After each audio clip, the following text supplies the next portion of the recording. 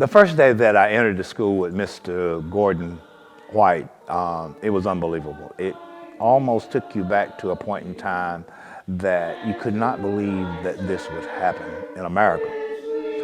And you saw school desks piled up in the corners all the way to the ceiling. The clock had stopped where they actually turned the power off as they walked out the door for the last time.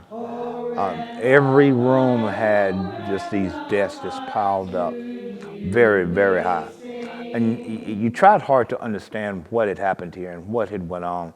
What was the mindset of the students? What was the mindset of the community? What was the mindset of the school board? But when the day they closed the school, they left all the chairs sitting there. The clock was still on the wall. It was just like you walked away and you left it all there as though it never was.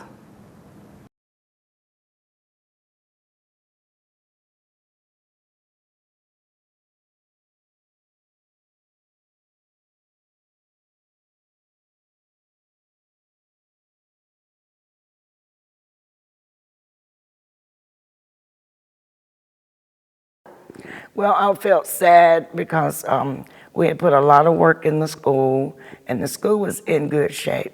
It was really in better shape than the school where the children were transported to.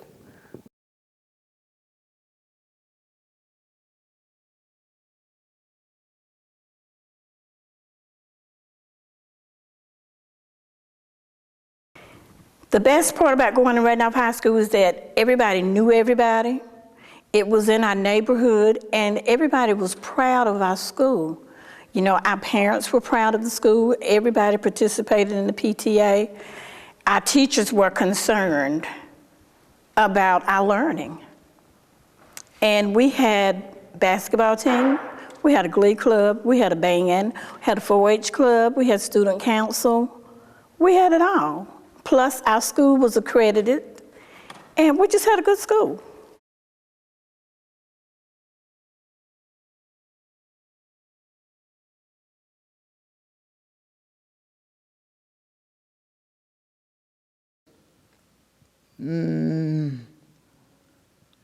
I think I just got back from the military when I heard they were closing it. But I had, that was several years after I had graduated. Yeah, because they didn't close it till, what, 65, I believe it was. Well, all of us were pretty much upset about it, but you know, you didn't have much voice, and they pretty much had done what they wanted to do anyway. And then you wonder, you know, this school was built since the other school, then why would they close the better school? And then it just sat there and went away.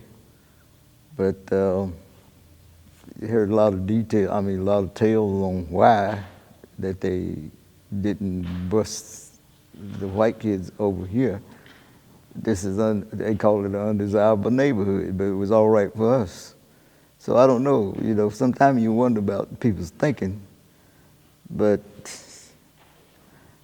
I'm hoping, you know, you try to keep it real, and you wonder, you know, after they find out that it wasn't so bad after all for both, and they're able to get along there now, and everybody go to the same school, leave two good schools standing there and build one good big one, and then put everybody. Sometimes I don't know who's making the decision or what probably make these type of decisions, and if that's not waste, but taxpayers have to pay it. I was never told the reason why, but my personal opinion, if you like to hear it, is that other folk didn't want to come across the railroad track, so we had to go across the railroad track. The downtown was the white side, across the railroad track on down was the black side.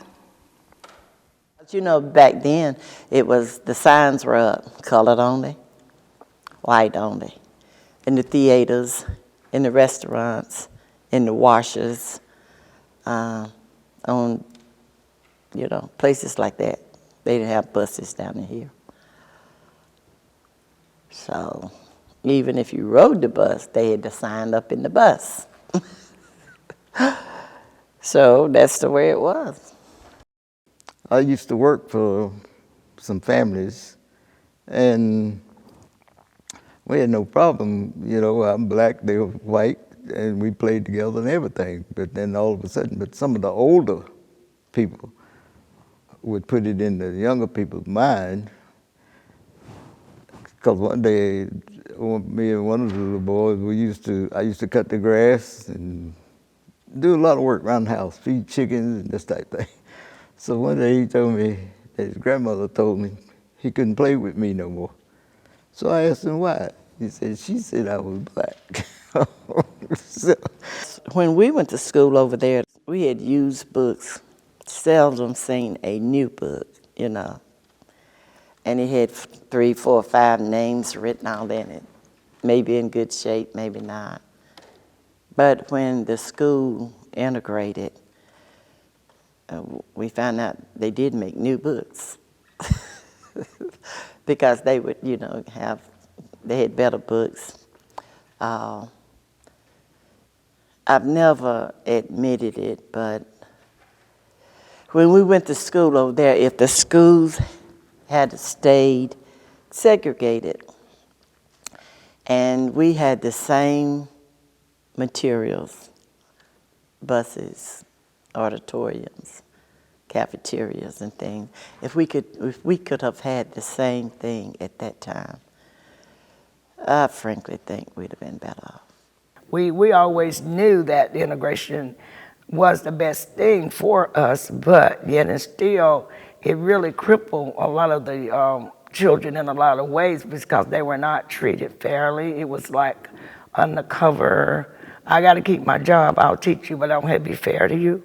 And the children would come and tell us what was going on internally, and that hurt. But our hands were tied. You know, we really couldn't do much about it. But integration was good, and it was bad in certain aspects because we had to put up with a lot of stuff. I feel good that the heritage sign is there because it lets people know that we still care, that we still love that place, you know, and I would still like to see something done with it. Whether it will be or not, I can't tell you that. Here we are. We have this cultural heritage designation. We had to put together all the records, when it was founded, who was involved in the founding of education here in Liberty, period, for African Americans. And the young people need to understand with this cultural heritage designation that what that school stood for, and understand the value of education and to work hard because this thing cost this community a great deal when it was closed. It really did. I mean, it cost a great deal. It hurt a lot of people. It changed the way that people were educated. Most of those teachers that taught at that school, they not only knew the students, but they knew the parents. And so it was a family. And that's what needs to be understood, that was a family, and you don't break up families. Oh, Randolph High, we beg of you to hear and lend to us a listening ear. And as we sing a hymn of praise, our voices in rejoicing raise. And to thy service we shall be true, for we will love